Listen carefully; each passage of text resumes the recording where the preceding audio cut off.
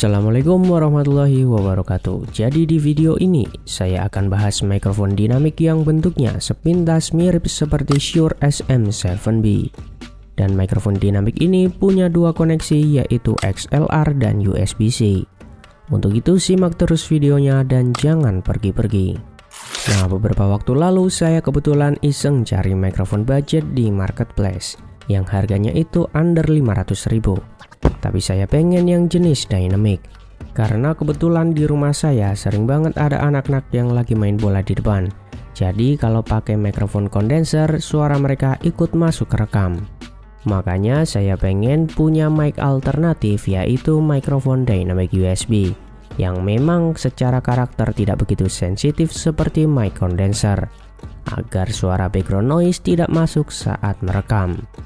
Dan akhirnya saya ketemu sama mic dynamic dari merek BoneQ. Untuk harganya waktu itu lagi diskon dari 460 ribuan jadi 330 ribuan. Dan ya, kita langsung mulai bahas mikrofonnya.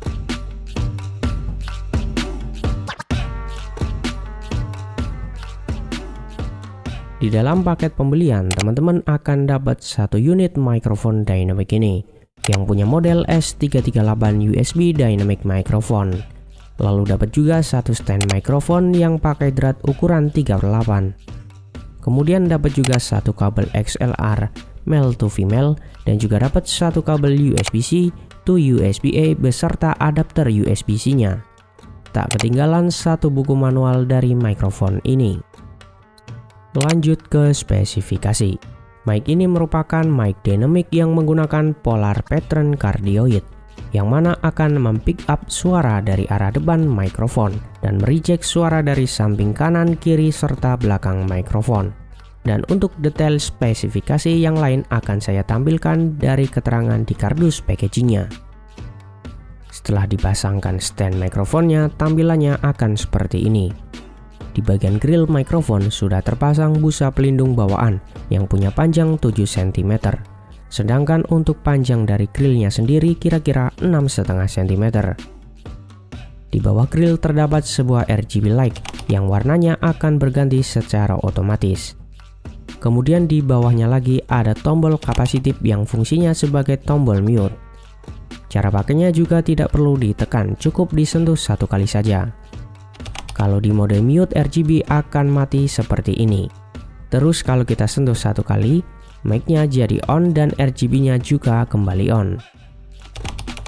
Di bagian samping tombol mute tadi, dua knob yang fungsinya untuk setting kemiringan si mikrofon. Lanjut di bagian bawah mikrofon, terdapat satu buah knob untuk atur volume gain dari si mikrofon, sekaligus volume monitoring untuk lubang jack 3,5 mm ini. Kemudian terdapat satu lubang USB Type-C dan lubang koneksi XLR. Kalau kita tidak punya sound card, kita bisa langsung pakai koneksi Type-C ini. Tapi kalau kalian ada sound card atau mixer, jack XLR bisa dipakai untuk koneksiin si mic ini ke sound card kalian. Dan dari awal video sampai menit ini saya masih menggunakan mikrofon kondenser dari Maono. Dan ya, sekarang kita tes mikrofonnya pakai koneksi XLR. Dan ya, cek tes mikrofon 1, 2, 3. Saat ini saya pakai mikrofon dynamic USB dari merek BoneQ. Dan jika teman-teman pakai koneksi XLR, tombol mute, lampu RGB, serta knob volume tidak akan aktif. Kebetulan sound card yang saya pakai bukan sound card yang mahal.